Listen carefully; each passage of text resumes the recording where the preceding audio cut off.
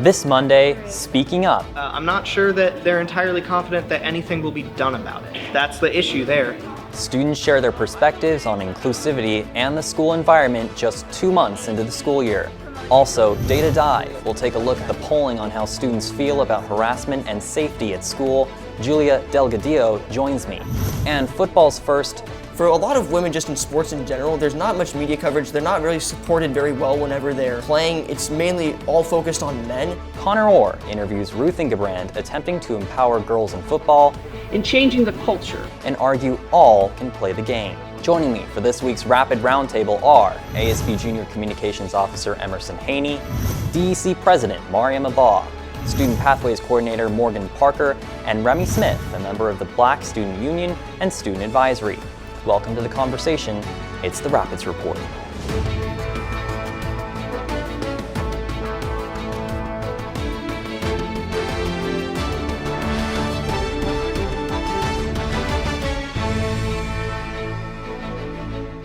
And a good Monday afternoon. I'm Talan Collins, reporting from the CRTV studio, and thank you for joining us on the premiere of the first episode of the Rapids Report, a new program which will attempt to address the issues our school and the river community face. Perhaps chiefly among those issues is how we can make our school a more inclusive, welcoming, and safe space for all students. But before we get into what this problem looks like here at River, it's important to understand how the issue of creating a safer and more equitable environment for students continues to affect our school district and community. In May of 2020, an independent review publicized in a scathing report by the Columbian revealed just how big the problem was for Vancouver Public Schools. Among its findings, the district's disciplinary actions disproportionately affected students in minority groups. A later audit would be commissioned by the district in partnership with several consulting firms. It found that the teachers and faculty across VPS lacked an understanding of cultural differences, as well as observed race-based advantages. Finally, the diversity of students in higher placement classes did not reflect the overall student population. Months after that report, the Vancouver School District announced an approved resolution that it would create an equity work group as well as adopt more equitable policies and procedures. That work group would ultimately evolve into distinct committees working in partnership with various student diversity and equity groups across the district. However, just 2 years later, and already there were new accusations against the district in its neglect to deal with incidents of racism. Specifically, Vancouver father and Navy veteran Lawrence Stanfill L. telling KPTV News that his daughter experienced multiple documented incidents of harassment over her race, which he claims the district did nothing about. No one says anything about it, no one helps her, no one talks to her. It happens every year, and there's no oversight about it. They need to investigate the matter and make sure that it doesn't continue to happen. Vancouver Public Schools reported that there were at least 113 incidents involving discriminatory harassment and at least 171 incidents involving name-calling of a protected class. Clearly, there is an issue at hand that affects not just our school, but our district and community more broadly. But how do students feel about how our school addresses topics such as inclusivity and safety? We asked several students to share their thoughts. Take a look. I feel very accepted just because it's a very diverse and equal place. I feel pretty accepted by my peers. Accepted? I feel accepted. I feel pretty accepted by how everyone's been friendly with me. I think River promotes an inclusive environment pretty well, and we just also do other things to try and promote inclusion for everybody. They do a decent enough job. The most extent I see really is the GSA, and that's a very small group of people. I see the safe space posters a lot, but you know, what does that really mean if nothing's being enforced? I'd just say like a 9 out of 10. There's a club for like anything really. I feel like we do a great job. I don't really see a lot of issues. I think River does an okay job promoting an inclusive environment. I think last year we had some really great assemblies. I think it promotes inclusive environment pretty well because it has like different clubs for different ethnicities. So I think that's pretty cool. I think it's very inclusive because they don't dramatize the differences between people. You know, just people are people and they all fit in. Overall, I would say that River does a pretty good job, and they have lots of good clubs that support inclusivity. They make a lot of clubs and groups about different religions. I feel like they're doing a pretty good job with that. So many kids are included in clubs, so just making sure that all clubs are represented equally in the media here at the school and newsletters, I think it makes everyone feel like their work is appreciated instead of put down. I've definitely seen some discrimination of students from staff. That was definitely concerning for me as a supporter and a member of the LGBT community. There's a chance I could also be discriminated against in that way. Just like being more aware when bullying is happening, like having more eyes, I guess, for like that kind of stuff. Yeah, I mean, it's not like you just say something about it, you know. I feel like it's pretty reasonable. I don't see a lot of bullying though. I think like most times people try their hardest to like promote an inclusive environment. Yeah. I don't think most of them are, just because they're scared of more harassment for, telling. But I think it should be more promoted than it is. So if ASB promoted events or hosted fundraisers for clubs and students and made sure that these were all available and aware to all kids, I think that would promote a more safer and inclusive environment for the school. I mean, include everybody. I mean, like check up on everybody, not just one group of like popular people or anything. Just check up on everybody. I would say to all of you who witness anything that makes a student uncomfortable, please report it. I think that it makes a huge difference when you do. I feel like that's a problem in our school that we need to work on. I feel like students don't really speak up when there is bullying or another student is being hurt. No, I do not think all students are confident to speak up, even though they should be, and they shouldn't feel like they're going to be made fun of or anything. Somewhat confident, yeah. Not a lot, but I think some of them are. And I think that it would be better if people stood up for themselves and actually talked. They're definitely confident that they can do it. I'm not sure that they're entirely confident that anything will be done about it. That's the issue there. I feel like a lot of staff members will listen to what they say and then just be like, okay, go back to class, and then never do anything about it. They never follow up, especially on student against student discrimination, which I see almost every single day here.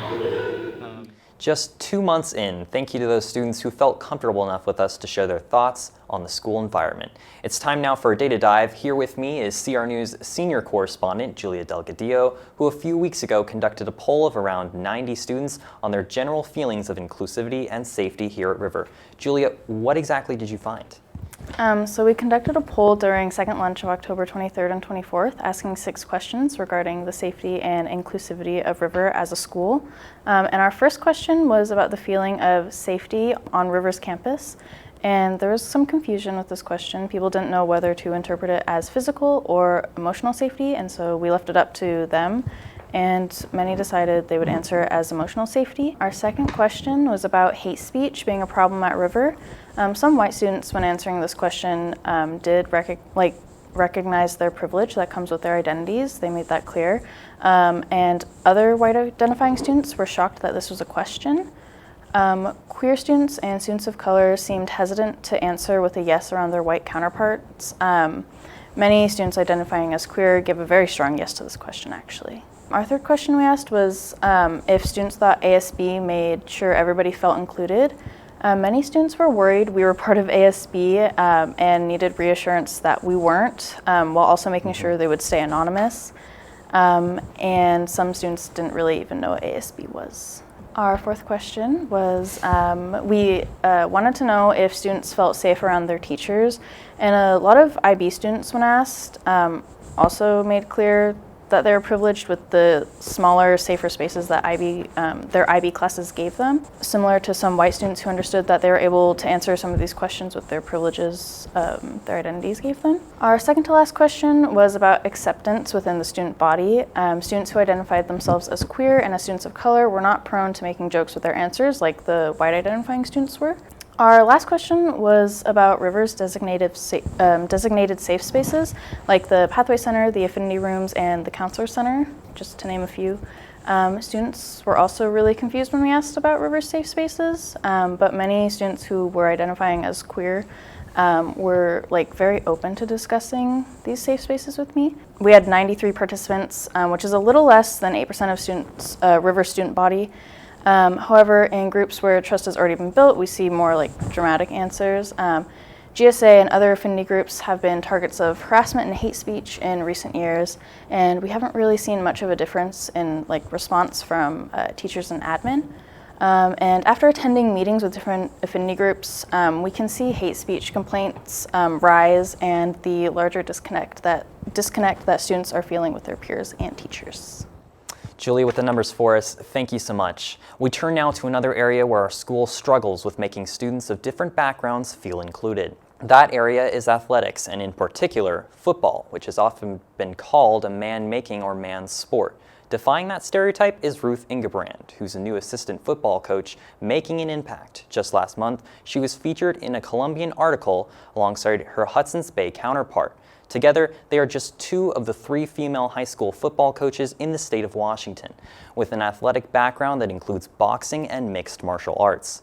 She's hoping to pave the way for equal opportunity between all who wish to play America's favorite game. Connor Orr with that story.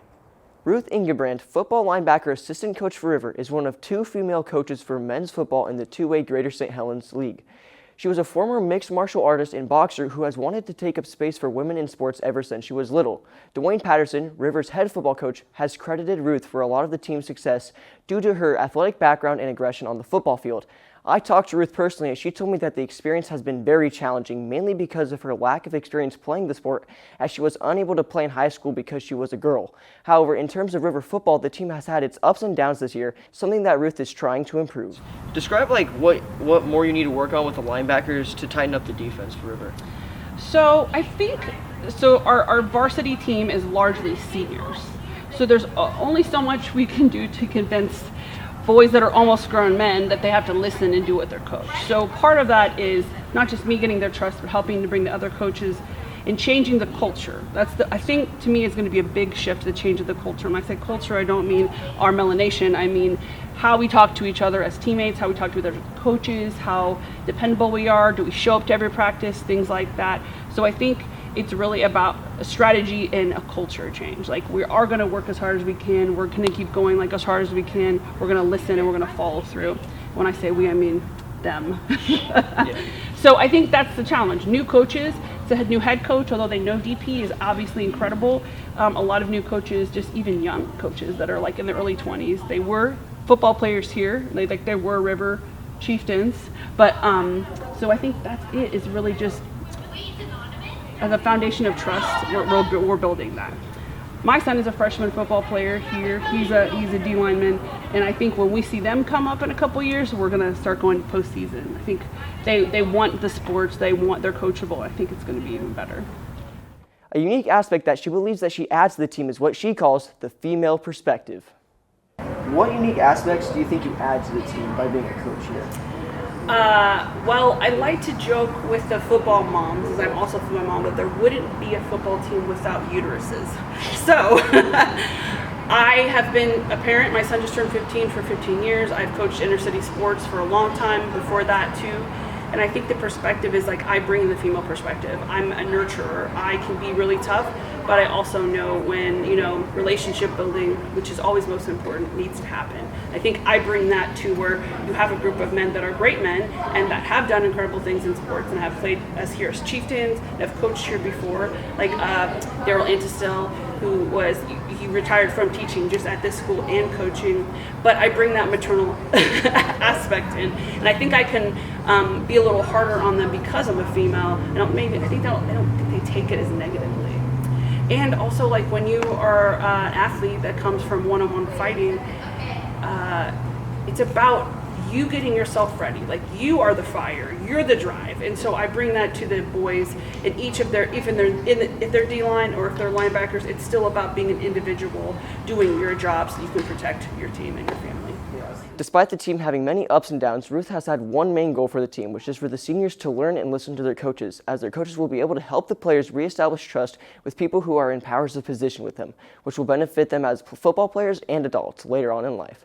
And for herself, Ruth has also had a goal ever since she was little, which was to take up space in women's sports. She is currently doing so by helping coach the football team and feels it is of great significance. The idea is that let's take on things that are challenging. If courage is moving forward with fear, like that's the thing, let's do it, let's bring it into it. And also, one of the things I really work on with the players is like thinking about when they're on the field, when they're off their field, like controlling their breath, staying connected to their body. And girls coming into this sport are going to feel even more fearful, right? We're usually smaller than boys, right, on the team. And that also brings another level of fear. But if we can control our breath, if we can control our brain, because we are just our brains, right, then we can move forward and be successful. Not just on the field, but in any challenge that a girl or a boy would pick up to do. I have been so uncomfortable since May coaching this. I hope that I've just made so much more space for women in sports. There's only 2 women in Clark County, 3 in the state that coach football in high schools. I'm hoping that just the article gave moms more encouragement to encourage their sons and daughters to do this sport, to encourage their male students, to encourage female students that are like maybe really good soccer players, but they're low board, like bring them to the field. Everybody is valuable, no matter what your presentation is, of your gender, or how you feel, or your political affiliation. Like we all work together to move forward. And women, we have and girls, we have a different perspective on things, and it's really valuable to have all those perspectives together. Yeah. So I hope that's what I brought, is that encouragement and bravery to others to go do something, get off their phone. Do something. Get off the phone. Do something. Overall, Ruth has been a very important part of this River football team, not only for the football players, but for the team's success, as she strives to do her part to contribute to both women's sports and the football team. And Connor joins me now in studio. Connor, in your interview with Coach Ingebrand, she brings up the idea of working to change the culture and gain trust on the football team. Is there perhaps a larger issue in regard to the culture around females in football? Overall, I would say there definitely is. A lot of women, just based off gender stereotypes, aren't even allowed to play football because a lot of coaches hold prejudice against them. Women are typically thought of as not as strong, not as aggressive, not as athletic as a lot of as their male counterparts. So a lot of the time they're not able to participate in sports because coaches don't view them as athletic, or they won't have as high of an ability of playing compared to everyone else. And there's also in terms of just being able to get out there and be able to play, there's not even for higher up levels, professional levels for women's football, there's not much media coverage. It's kind of similar with the WNBA. It seems like for a lot of women just in sports in general, there's not much media coverage. They're not really supported very well whenever they're playing. It's mainly all focused on men, and that's where I feel like a lot of the gender stereotypes come in, is because they're not supported very well and they're just thought of as weaker and not as athletic as their male counterparts. Yeah, and I want to talk to you about the unique female perspective that she talks about bringing to the game of football. What advantages does she offer to the players? So when I was talking with Ruth, she described to me very well that she feels like she's almost like a mother, almost like the nurturer of the team. She's able to build up relationships. She's able to obviously coach them. She's a great coach, being able to teach them how to properly tackle, be aggressive, be fast, have some fun. But she also told me it's she's really keen on building relationships, and that's something that she feels like she's able to bring, is she's able to coach, but she's also able to be almost like a mother to these male athletes who every single day are working their butts off to try to get better, and she feels she can just add on to almost like a mother role. Yeah, and referring to those male athletes, football is officially referred to as boys football on the River Athletics page, but Ingebrand refers to the potential for students from any background to participate in the sport. Are there any eligibility restrictions for student athletes participating? So, for high school level, typically what the problem is with Washington, WIA, is even if you aren't necessarily even if you're non-binary or you don't identify with a certain gender, right? You don't identify as being a man or a female. If you play boys soccer in the spring, for example, you're not able to then next fall be able to go play girls soccer. Once you register for one sport of a certain gender, you can't go and play other sport of a certain gender, even if you don't identify as that gender. Yeah, and when it comes to the level of experience that she has to offer, how does the team view her so far? So from what I understood, it's that it seems it's more of herself. She feels like she can do more, and she feels that she is inexperienced, and that might be hindering her in a way. But a lot of the people on the team, including the coaches, have been really supportive of like how she's been. You know, GP credits her to being super aggressive, helping these men or helping the boys out every single day with just the coaching role, just being there. So I mean, it's been pretty supportive overall. It's just if there's any criticism, it's mainly coming from herself and just how she thinks that she can be even better than she is right now.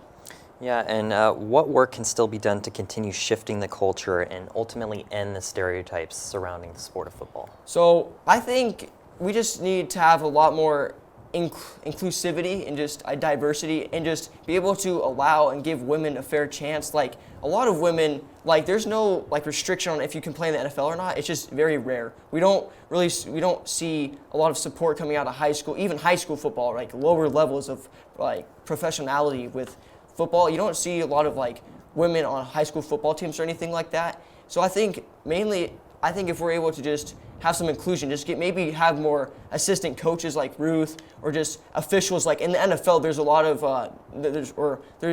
there's more popularity recently with like women officials and being able to officiate the game. So I think that just going back to your question, just maybe if we can include them more in just simple like. Or just maybe not necessarily at first like playing in the game, just kind of working their way up as they're doing right now. And I think that would be beneficial to helping them eventually be able to play in the sport. Yeah. All right. Connor Orr, Chief Sports Correspondent, thank you. Up next, in 60 seconds, the panel is here and we'll talk about issues including diversity, inclusivity, and how we can make River a more welcoming environment for all students. We'll be right back.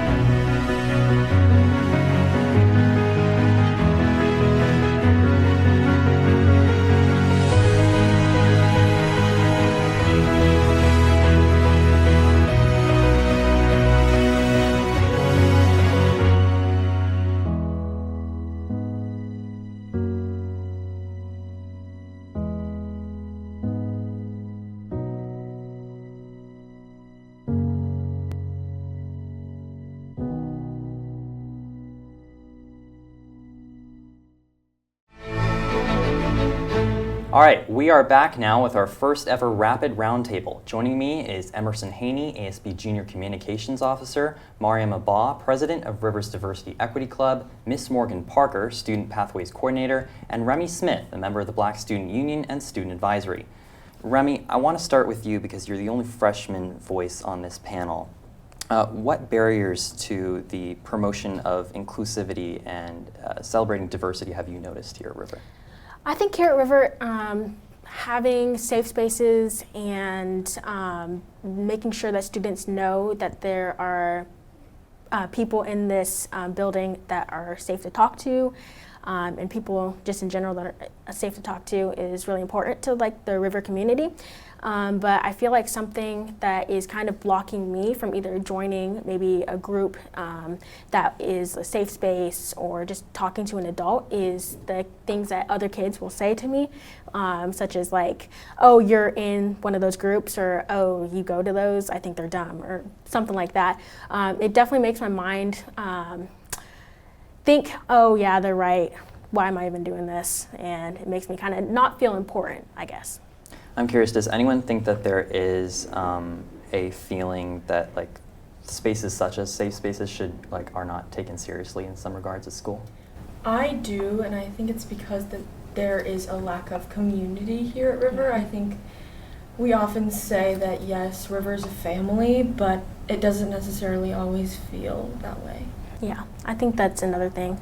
And just like there's a couple incidents in BSU as well, and the Gay Straight Alliance as well, where people just show up because they're like, oh, blah, blah, blah, blah. But then, you know, they don't understand that that can like have an effect on either, can have an effect on people in that group.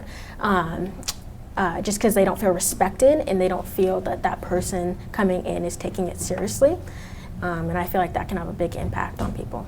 I think that inclusion can be met in a lot of different ways. There's a lot of different definitions around inclusion and what it can mean. I know that as far as the room that I operate out of most of the time, what Chris and I try to do most frequently is just make sure that anybody who walks through the door, no matter what they're bringing with them or how they present or what they need, that they feel like as soon as they walk in, somebody's at least smiling at them and is like happy that they're there. And so I know we're having a lot of tough conversations the last couple of years about what inclusion looks like at River, and there's a lot that goes along with inclusion that runs much deeper than a smile, right? Of course, that is 100% true, but I think if we start there, like at least then you can keep digging to get to a space where a student or another staff member might feel like, okay, because I walked into this room and I instantly felt welcomed, that I can kind of dive deeper with these people and really show them who I am and maybe get to a space where I feel like not only am I just welcome, but I'm also included. I don't know, that's what we try to do in our space. Yeah, and just to kind of add on to that, especially as a freshman, coming into high school can be like kind of really stressful for, I'm gonna take it all freshmen, but definitely for me, just because I have like some personal struggles with trying to kind of sit down, focus, and learn. So knowing that I have resources, and when I walk into the Pathway Center, Miss Chris or Morgan will always greet me, and it feels really great to be able to walk in there and know that two amazing teachers are gonna greet me nice and treat me with respect. And that's another big thing for freshmen as well, is not only because we're like the underdogs, the rookies, and so like when we get treated with respect, it feels good. And when we know that these people are here for us and, and we're not just gonna get treated like some dumb freshmen who don't know what they're doing, it feels really nice to know that people are there for us. Yeah, and you mentioned this idea that faculty and teachers are there for you. Does everyone feel that for the most part, teachers, educators, and generally faculty at the school, do they do a good job of making sure that most students feel included? I think there's certain pockets of teachers and groups of teachers and staff who do make students feel welcome, but it's one of those things where like every person isn't going to like be gravitated towards someone. Like, I really love Miss Buzz, but that doesn't mean everybody is going to feel like they can go to her, but I feel that way, and I just think teachers just need to come in with like open arms and just be ready to accept everyone, which I think Miss Buzz does a great job of, but it's just like not everybody can relate to the issues and stuff Miss Buzz deals with. I agree. I think that it's not so much about maybe liking a teacher, but it's more about them like creating a safe environment in their classroom so that students feel safe when they're in there, even if it's not, your favorite teacher.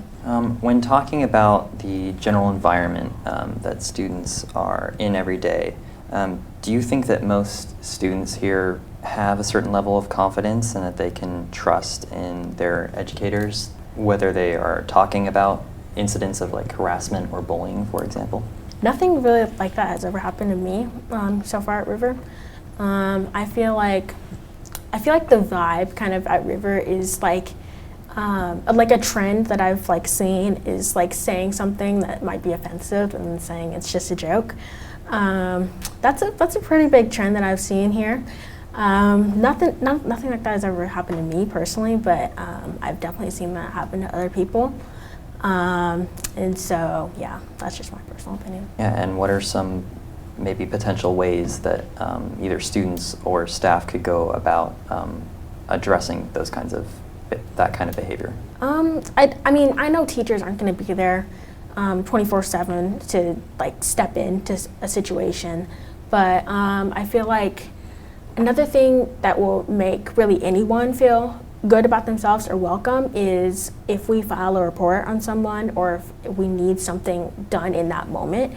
I understand people are busy, but it will feel good to know that the staff member like acknowledged it and they're gonna like they committed to do something about it, rather than just say, oh yeah, we'll get to it, or like, oh yeah, okay, or, you know, something like that. It feels good. Oh, I'm sorry this happened to you. Let's set a like time, date, and we will get to this. And it feels good to know that. Yeah, and when students are filing reports, Ms. Parker, do you feel like there is an adequate level of student outreach among staff? Like, do you think that you would trust most of them to be able to address these issues? There's so many different layers with depending on how a situation plays out or who's involved and all of those different things and systems. I mean, you all already probably, even just as a 9th grader, have realized how big of a system education is, right?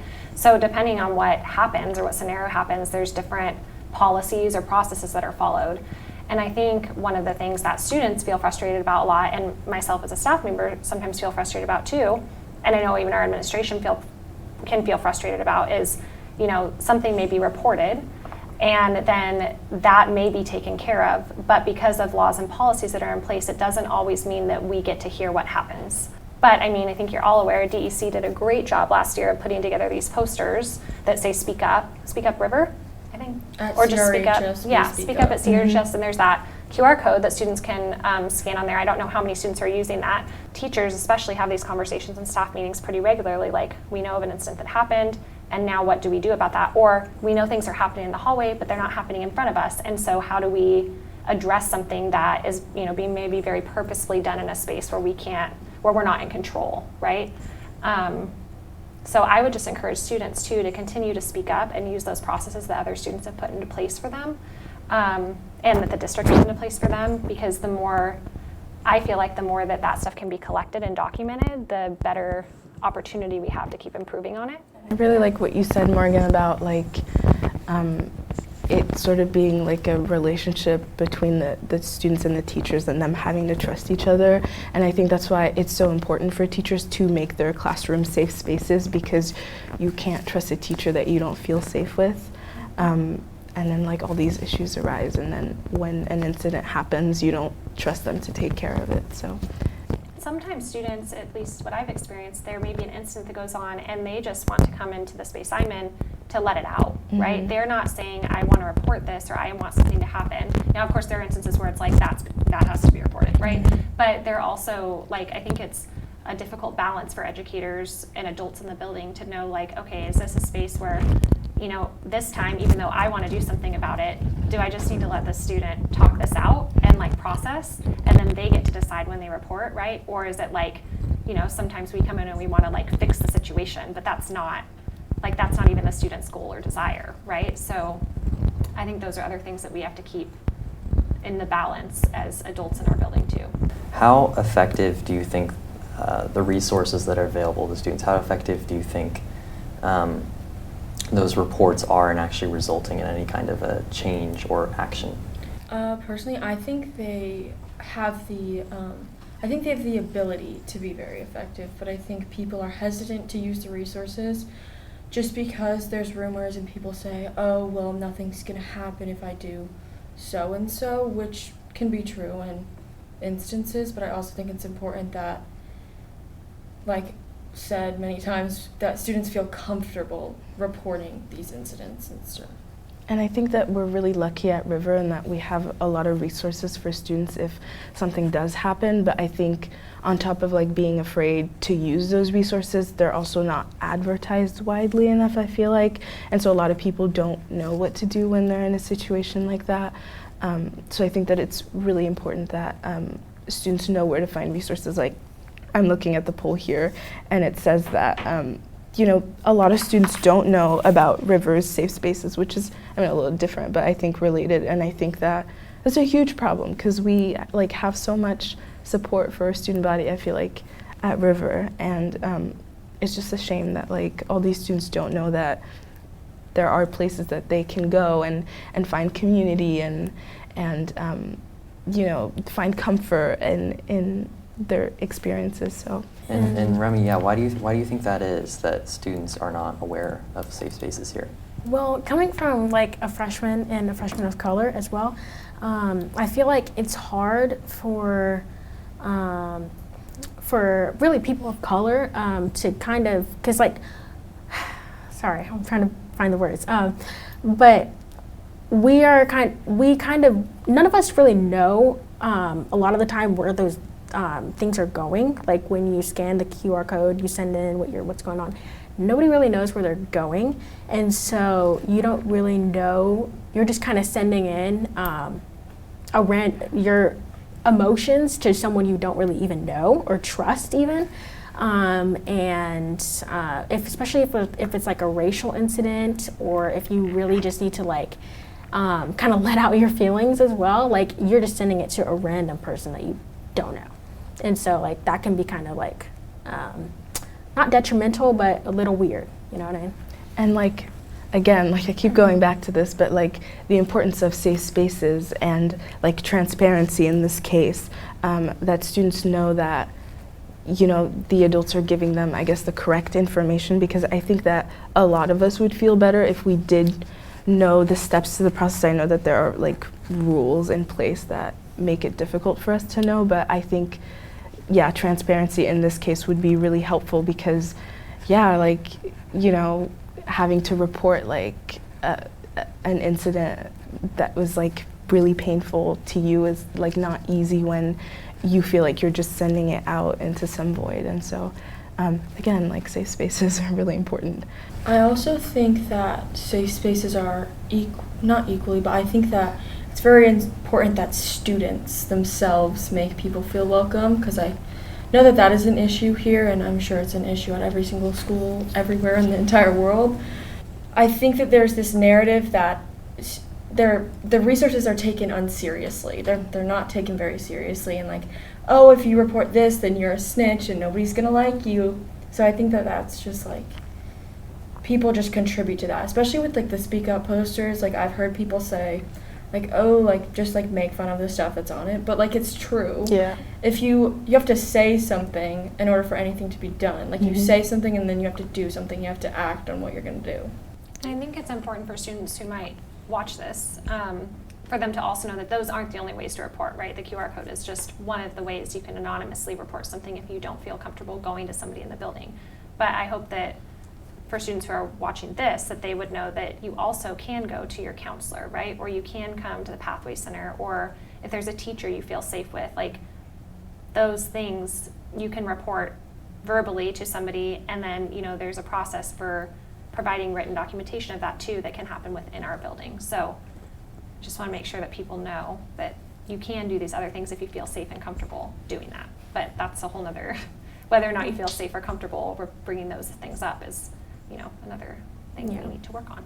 And another thing that I kind of find crazy as well is like a lot of like either friends or just people that like will talk to me, I guess, they'll like come up to me and tell me like there's like no way to report things, or they don't even do anything about it. But those are all the same people that will tell me that reporting things or going to a safe space is dumb. So then like staff, like they kind of are confused about that, and so they're like taking them down but then putting them back up, taking them down, putting them back up. And so like I feel like if we have like maybe, because a lot of the time there's like the panorama survey thing, I personally think that it's like, it's good to kind of realize, because like one of the questions on there is like, do you know a person of color, or do you know, something like that. I think it's good to kind of like realize and just kind of sit back and just like realize some of the questions that they're asking, and that they're not actually all that dumb. But a lot of people say that they're dumb, and then we don't ever get asked ever again, and then student voices or student opinions are never heard. Yeah, and speaking of Emerson promoting ideas such as like inclusivity and diversity in your role as communications officer at ASB, how well do you think that ASB is able to kind of promote or assist in the promotion of these topics and altogether kind of create a more welcoming environment for all students? I think that, like me personally, I think that I try, but there's always more that can be done, and I think that we do lack that sort of like push of speaking about like inclusivity or problems around the school, because we want to make ASB to be this like very positive thing, but we are the student body, like associated student body, so we have to kind of speak about those things as well, and I think we need to work on that. I do think that we do. And it's important to recognize different functions that different groups in a school building play, right? You're right, ASB is supposed to be the rah-rah, let's go River, spirit thing, right? And I think it's really powerful that you, as somebody who's involved in Diversity Equity Club, heavily involved in that, right? And is also an ASB member, you can see it from multiple perspectives, right? But we also have to remember that like there are groups that are experts in trying to bring us, right, with DEC, trying to bring us that information as a student body. And then there's also experts in like running our PEP assemblies and, you know, making sure we say go River at the end of things, and like, you know, you don't have to be everything all the time, right? So I think ASB is doing a great job at including, you know, including the spirit piece of like, let's rally behind River. I just wanted to make sure that I said that, because I do think, you know, and you guys are coming back from COVID still and trying to figure out those processes, and I've noticed in the last year, at least like this last year actually, our assemblies feel different. I don't know if you all are feeling that too, but people feel excited to be there. And maybe that's a part of the growth that we're seeing out of some of the stuff that DEC and ASB have been working on. I know it's hard to bring it back to one thing, but I would say that both of those groups have done a really good job improving the atmosphere around that. I also think the words necessarily don't have to come directly from ASB, but we need to work on amplifying student voice. I think that that is definitely something that I'll bring back to the class and I'll introduce, and like we should focus on that. But of course we have our projects that we work on every single year, so it's kind of difficult, and ASB it's a lot, but I think there is always room for improvement, especially in a class like ASB. And like coming back from COVID, it's been very difficult, and like I feel like the whole school has been kind of divided in that way. Yeah, and I'll just like to kind of connect to that as well. I was actually telling my dad this the other day, but I was like, when we kind of came out of like COVID, it was just like we were so like disconnected. And I was like, because like I saw it like on the news and stuff, like people are fighting and stuff like that, and I'm like, yes, I get it, like nobody knows how to socialize anymore, nobody knows how to be normal anymore, you know what I mean? Because like being inside all day, it's terrible. But I was hoping that it was only like kind of like the outside community, but like when I go to school, like everyone will be kind of welcoming and like back together finally with friends. But I'm hoping by at least by the end of the school year, or maybe later, but we can all kind of be a little bit more connected and not have it be like kind of like this fake friendships and fake everything.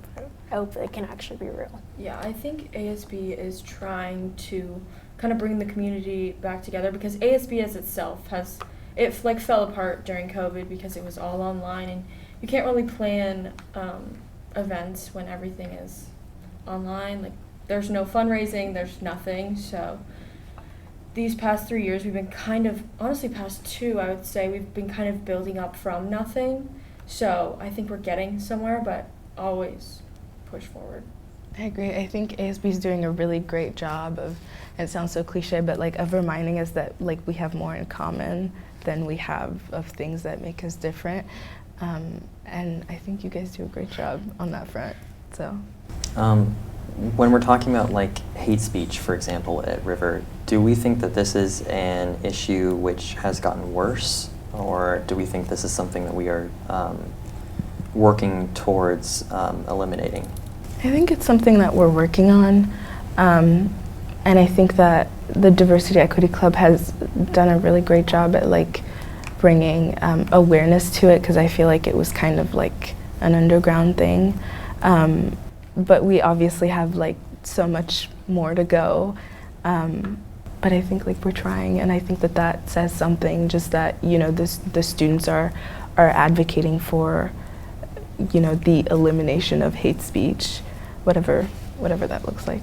I do think it's gotten worse in the sense of the point, like, people recognize it more, like everything that happened in 2020 and like the election and just like the whole Black Lives Matter movement. I think people have just began to recognize it more, and especially we've talked about this in Diversity Club, like microaggressions specifically, like they're much like easier to notice if you're kind of like paying more attention to your surroundings and not being so centered on what you're doing. So I think it's just important for people to like listen to like everything, and like if somebody says something, like speak up. Yeah.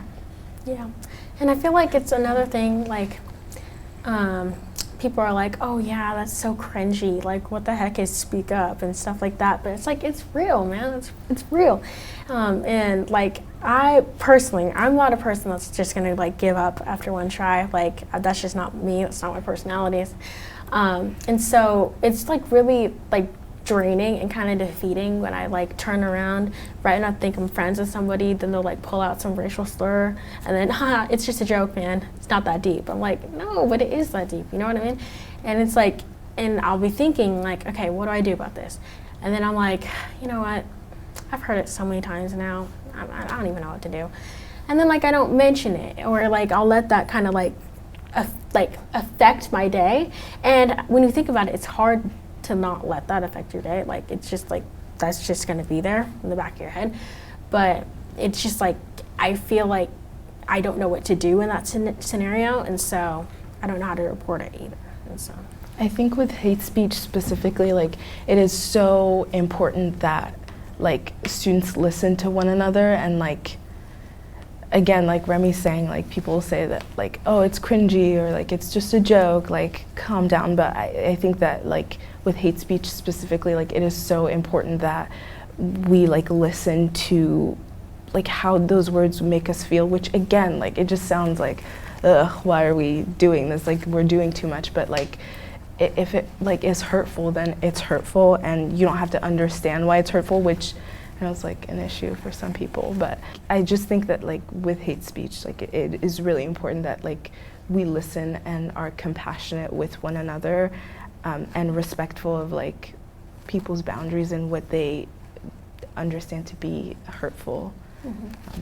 And I feel like also because it's just a joke, you're just supposed to laugh it off. Mm-hmm. And then when you report it, geez, man, I thought you weren't like that. Like I was literally, I was kidding. You know what I mean? Like you're supposed to laugh at it. I'm like, don't tell me what to do. You know what I mean? Like you're the one who just said the racial slur. Mm-hmm. And so then you like, now you gotta drop that friend, or not talk to them. And so it's really tough because you don't know what to do, because you don't want to be that one person that's just gonna like, I guess not tell on everybody for doing everything, but then at the same time you're like, that's not okay. Mm-hmm. And you can't say that.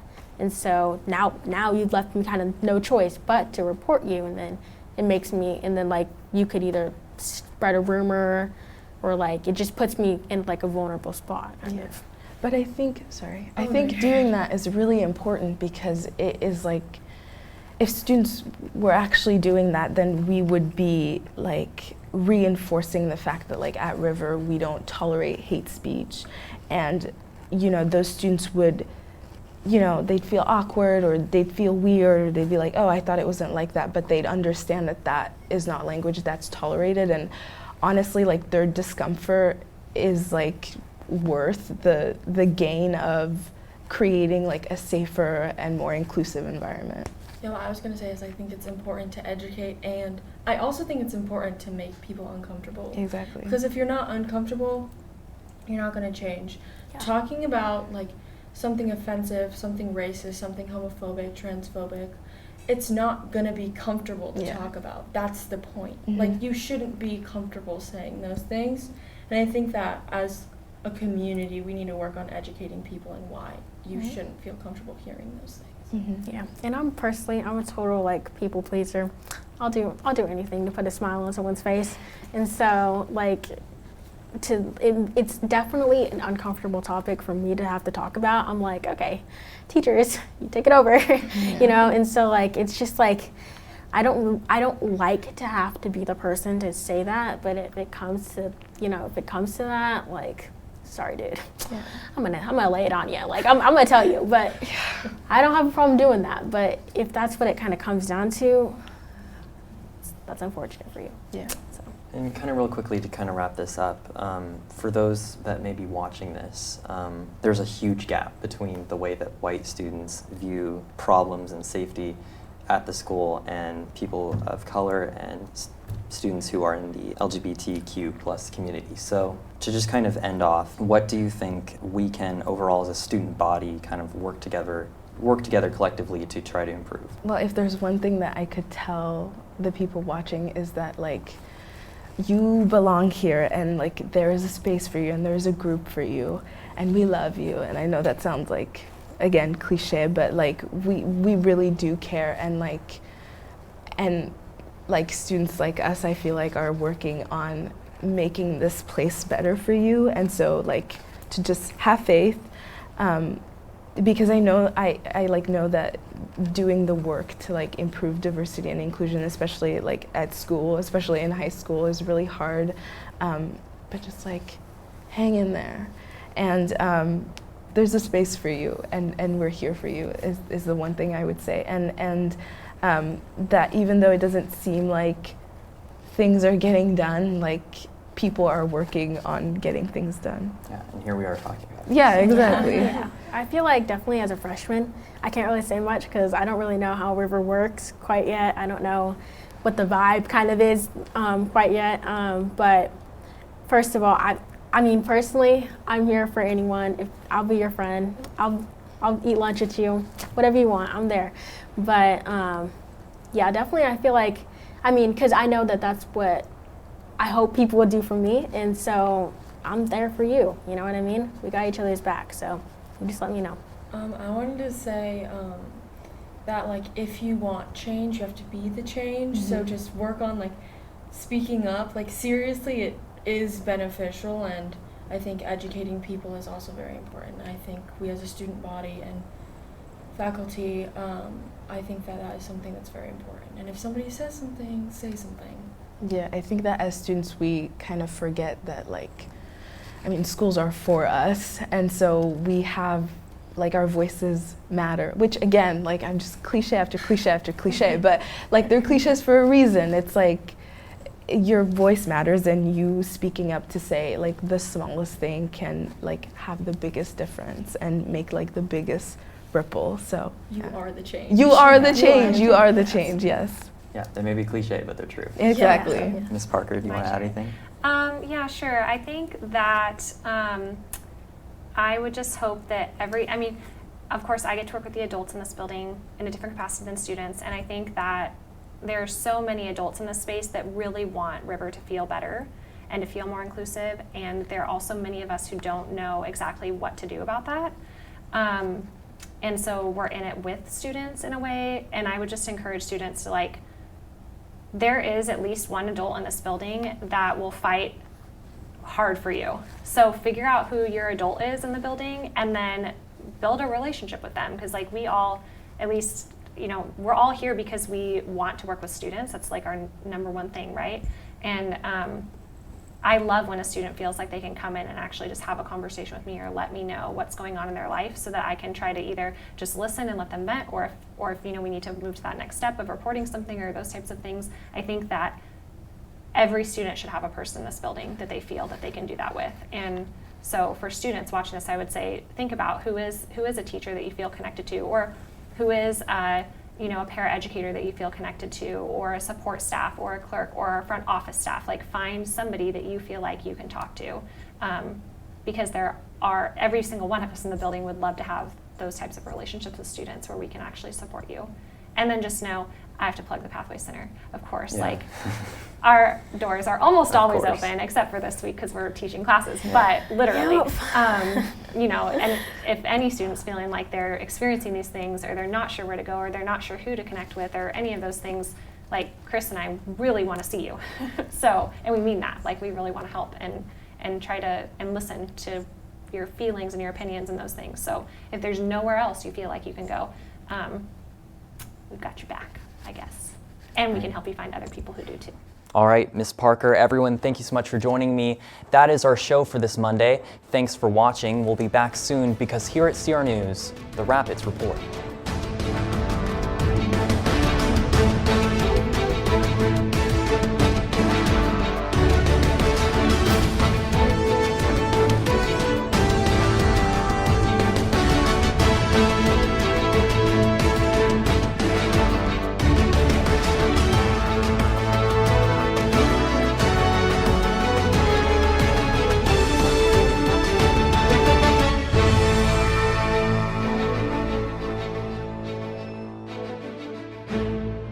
Hey Rapids! Make sure to like this video and subscribe to the CRTV YouTube channel to support content for and by CR students. Stay connected with us by following our Instagram and TikTok at CRHSTV. Thanks for watching.